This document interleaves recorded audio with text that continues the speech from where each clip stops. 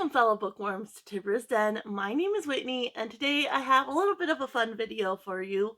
So if you saw my TBR video, which will definitely be linked down below, I got a prompt that was last person, and basically what that meant was I needed to go to like Barnes & Noble and ask the cashier the last book she sold. Now I landed on a fantasy space, so I went and I asked her specifically if she remembered the last fantasy book she sold, and then she was having a little bit of trouble, so I also asked her what the last book she bought was.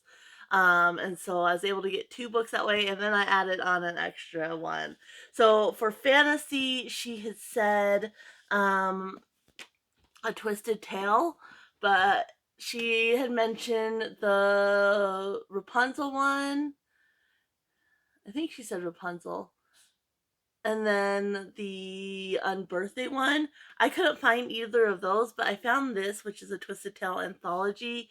It's edited by Elizabeth Lim and has a bunch of the other authors. This is a collection of short stories, and there are a ton in here. Now, I did try to film a little bit, but I'm not comfortable filming in public. And so I'll insert some clips if they came out okay, but I'm just not comfortable.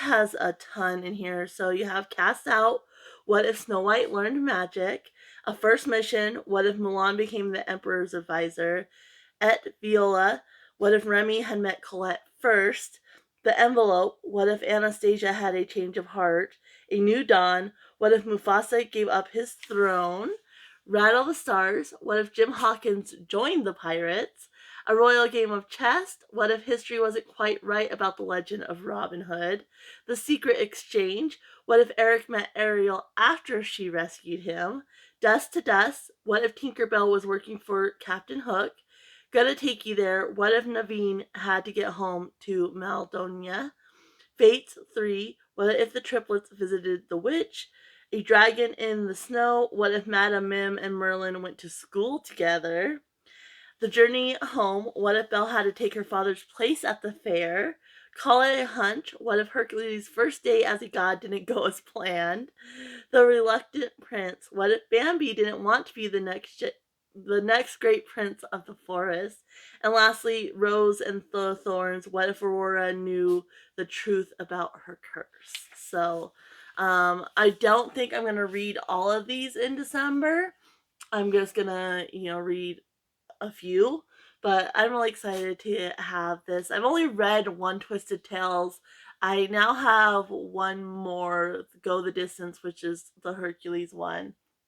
But I am interested in reading more. I read the Jasmine, I forget what they're called, but the Jasmine and Aladdin one. I read that one and really, really enjoyed it. So I was excited when I saw this. I was like, it doesn't quite fit. It's not exact, but I found like the Pinocchio one, which, I found the Mulan one, which I almost got that one, but then I saw this and I was like, I'd rather get this one. And I saw another one, but this is what I went with in the end. But this is not what I'm using to fulfill the prompt. What I'm actually using to fill the prompt was the last thing the cashier bought, and that was A Study in Drowning by Ava Reid. I haven't read anything by this author, but I've been really, really interested in trying them. And so when the cashier said this, I was like, yes, sold. So this one sounds so interesting. I love the cover, like really cool cover, very shiny, reflective. But basically, it says Effie Sayer has always believed in fairy tales. She's had no choice. Since childhood, she's been haunted by visions of the Fairy King. She's found solace only in the pages of Angharad, Emery Mirrodin's beloved epic about a mortal girl who falls in love with the Fairy King and then destroys him. Effie's tattered copy is all that's keeping her afloat through her first term at the prestigious Lyrian Architecture College. So when Mirrodin's family announces a contest to redesign the late author's estate, Effie feels certain this is her destiny. But Hyreth Manor is an impossible task. A musty, decrepit house on the brink of crumbling into a hungry sea. And when Effie arrives, someone else has already made a temporary home there. Preston Hillary, a stodgy young literature scholar who is determined to prove Effie's favorite author is a fraud. As the two rival students investigate the reclusive author's legacy, piecing together clues through his letters, books, and diaries, they discover that the house's foundation isn't the only thing that can't be trusted. There are dark forces, both mortal and magical, conspiring against them, and the truth may bring them both ruin. So I was, like I said, when she said this, I was like, sold. And she hadn't finished this yet, but she did say she was really enjoying it so far. So I can't wait to read that. That's my official pick for that prompt. So I do need to read this one, or this one. If I don't get to, I don't get to it. But I am planning on adding both to the reading plans, because in the past I have kind of done a book like advent calendar, so like 24 days of Bookmas, and so that helps, get to that number 24. I also bought one other book while I was at Barnes and Noble. I could not resist this book. Since I saw that he had written it, I knew I wanted it, and that is If You Would Have Told Me by John Stamos. Of course, I was a 90s kid, grew up on Full House, and I loved Uncle Jesse. And I was obsessed with Full House. Like, I watched it like over and over and over again. So when I saw this, I was like, I have to, and it has pictures in there. I would have probably preferred to listen to it, but I'm not going to pay for it twice, and I do prefer this one because it does have some pictures. So I'm really looking forward to this one. And this one, I am participating in Amy at A-Star Reads. She has viewer prompts. Um, I don't know if it was supposed to be November and December, but that's how I'm doing it, because generally it's every 2 months she's been playing this year. And she just wanted us all to complete the game of life that she plays. And so we had 11 prompts. And this one will fulfill the 5-star prediction. It needed to be a nonfiction 5-star prediction. And this definitely fulfills that prompt, because I'm expecting to absolutely adore this. So yeah, those are the first 3 books for my 24 days of Bookmas. I'm not gonna go through all the other ones from my game, because I've already talked about them in my game, and just in order to keep this video a little bit shorter, I'm not gonna talk about them. I will just say though that the books for my genre-a-thon, which is Jane Eyre and Wuthering Heights, are not going to be included in 24 days of Bookmas. I'm actually planning on listening to these via audio and maybe combine with physically reading them. I've never done that before. I'm not sure how I'll enjoy it. But I was just trying to find a way to make December a little bit easier, and I thought listening to these via audio would be kind of a ticket, and you can get classics for free, so that's always a nice little touch. Of course, they have other ones that are a little, fancied up that you have to pay for, but I went with the free versions. So like I said, I'm going to try to read them via audio and physically, but if that doesn't work for me, I'll just go with the audio. So these are not included in the 24 days of Bookmas because I don't want them to be. I'm also like, there's certain books that I want to read first. And honestly, I want to get all the big books out of the way first. Because in the past, what I've done is I've opened a book a day and I read that book for that day. And then the next day I open the next book. I still want to do that. Um, but I do want to get my bigger books done. So I'm actually gonna kind of be a little bit strategic instead of in the past where I randomly numbered them. That way it made it a little interesting. I'm gonna know what books I'm reading. I'll probably actually forget by the time, this, when I'm filming this, it's the first week, like the first full week in November. So I'll honestly probably overall forget. I'll know a few of them.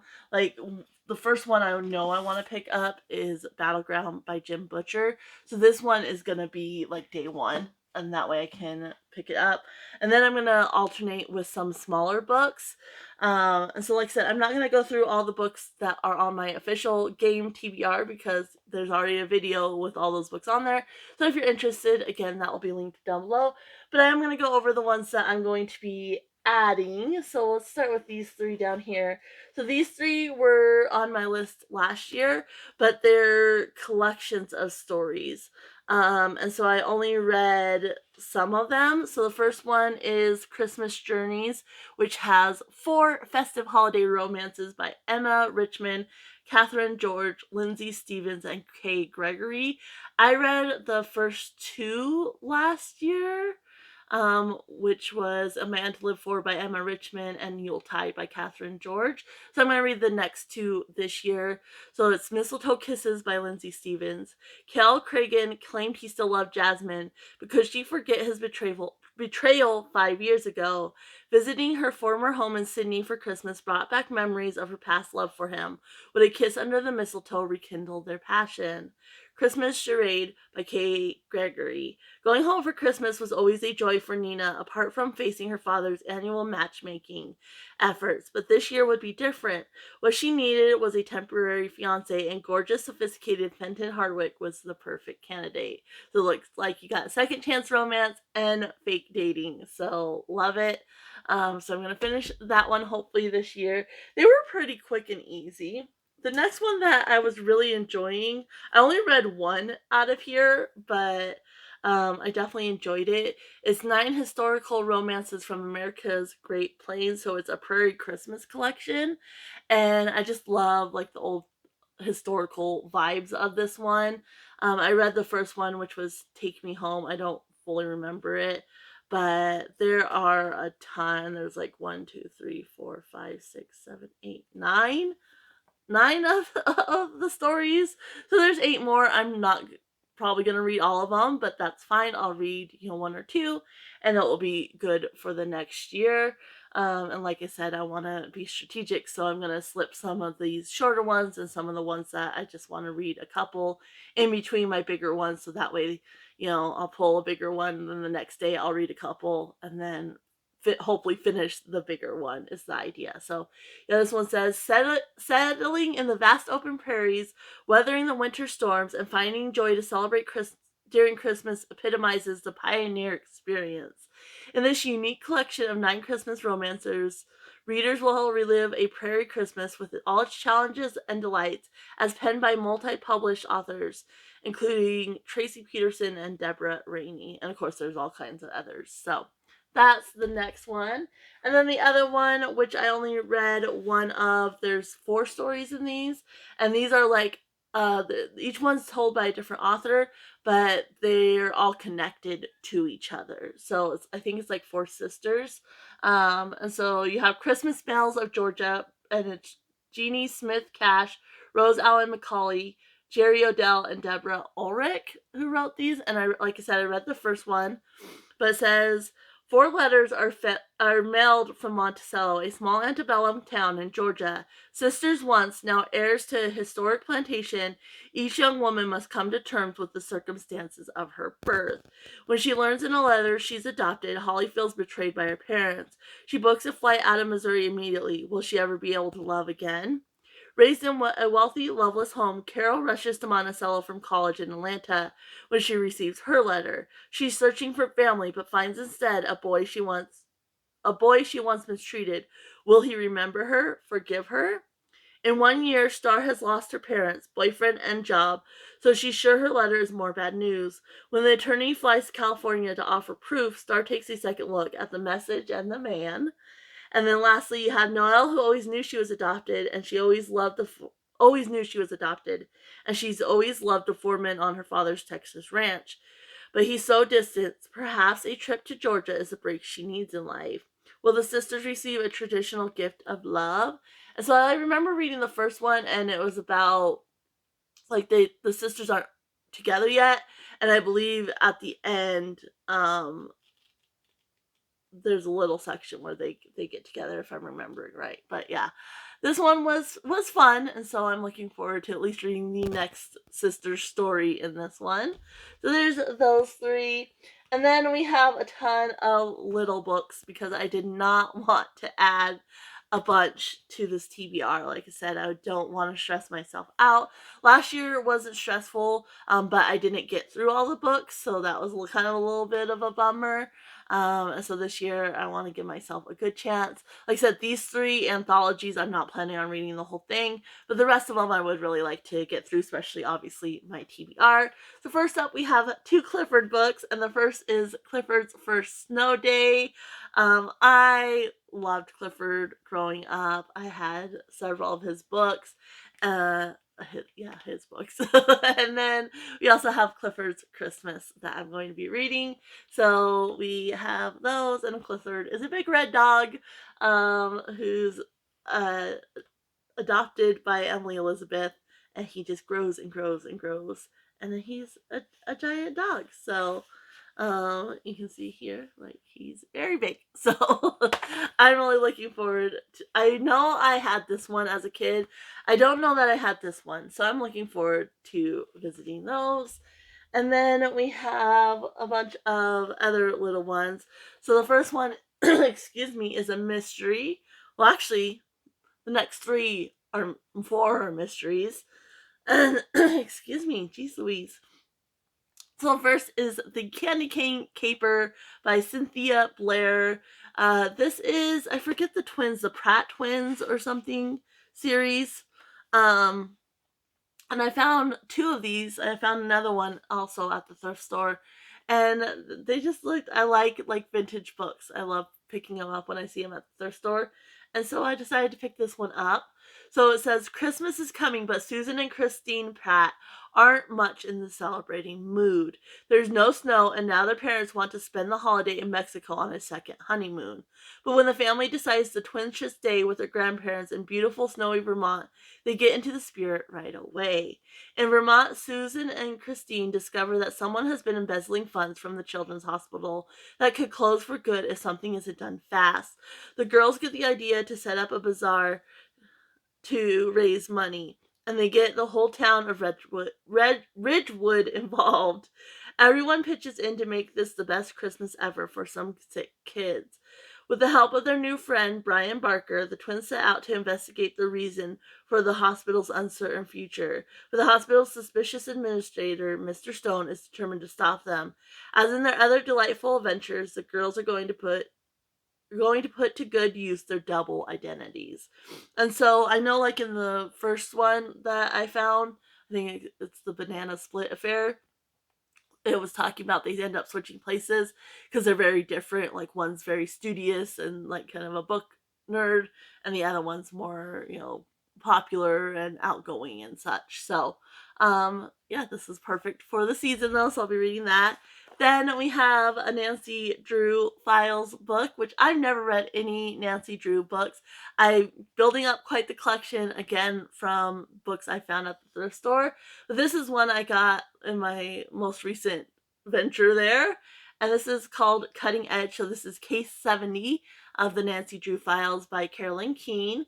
And yeah, it's ice skating, so I thought it would be perfect for December and Christmas. So it says George's boyfriend, sportcaster Kevin Davis, is covering the National Figure Skating Championships in Chicago, and he's asked Nancy and George along to watch the show. But the action on ice quickly sends a chill through the crowd. A top woman skater takes a terrible fall, sending her to the hospital in critical condition, and Nancy suspects sabotage. There's more at stake than a chance to compete in the World Championships in Berlin. The top secret computer chips in the arena's state-of-the-art scoreboard have vanished and may be headed for foreign shores as well. Nancy, meanwhile, is headed for a dance with danger in a slippery world of fierce competition, ambition, and industrial espionage. So, yeah, this should be a lot of fun. I'm looking forward to that. Then we have two Mary-Kate and Ashley books, which, again, I was big Full House stan, and when I came across one of their books at the thrift store, I was like, yes. And I've picked up a couple since. I think I have two others in addition to these two. These are little mystery ones, but they're perfect for Christmas. So first we have, these are the new adventures of Mary-Kate and Ashley. And first we have the Candy Cane Clue. I actually got both of these off Pango. Whenever I have a specific book I'm looking for, I look to see what else the seller has in case I am interested in any of the books. And so this is one of these two are some of the ones I got. And so yeah, and this one it says there's not much of a synopsis on the back. This is what it looks like. But it says, 1, there's only one sing-along Sammy doll left on Earth, and it's missing. 2, Sammy was stolen during Patty's slumber party at a really cool toy store, Toy World. Now everyone at the party is a suspect, including us. And this is Ashley's detective notebook. Mary-Kate and I have to find the real crook before morning, or everyone at Patty's party is in big trouble. So, yeah, this should be fun and cute. And then we also have Nutcracker Ballet. And so this one says, and again, it's Ashley's detective notebook. I was going to dance in the Nutcracker Ballet, but someone stole my friend Miranda's ballet slippers. Was it the sticky fingers of the Sugar Plum Fairy, or did the toy soldier march off with them? Or was it a prank played by our prancing prince? Mary-Kate and I are going to crack this case. So it should be fun. I really enjoyed like the little whatever are they called? Like the little detective series that they did when they were younger. Um I think it was why they were still on Full House, but it was they would solve any crime by dinner time. That's what I remember of it. So yeah, I really was interested in just picking these up for nostalgia's sake, if nothing else. I did read one of their younger books that was younger than them at this age, and that was the Hawaiian Beach Party, which is a little over the top, but still cute and fun. And so since they're a little older here, I think I might enjoy these a little bit better. We'll see. And then the last book that I am going to put in here is A Christmas Carol by Charles Dickens. I might listen to this. I listened to it last year for the first time ever. I was obviously familiar with the story, but I had never actually read it or listened to it. So I did listen to it last year. Found this little copy at, again, a thrift store. And it's in actually really good shape. So it just depends on how I'm feeling. This one I'm going to specifically put for Christmas Eve. I don't want it to read it any sooner. So like I said, I'm not going to be randomizing the numbers. I'm going to be kind of strategic this year. And because this is the first year I have like an official TBR, not just a random books I want to read. So yeah, I'm looking forward to that. So let me go ahead and get set up. We'll do a time lapse with me wrapping all these. And then I'll check it with you, back with you in the end. Alright, I'm all set up. I have the ribbons, which you can't see, but they're over that way. They're all organized. I got my little quotes that I used the first year. They're organized to go in. And then I got the wrapping paper from big books to medium books to small books. So let's go ahead and get started.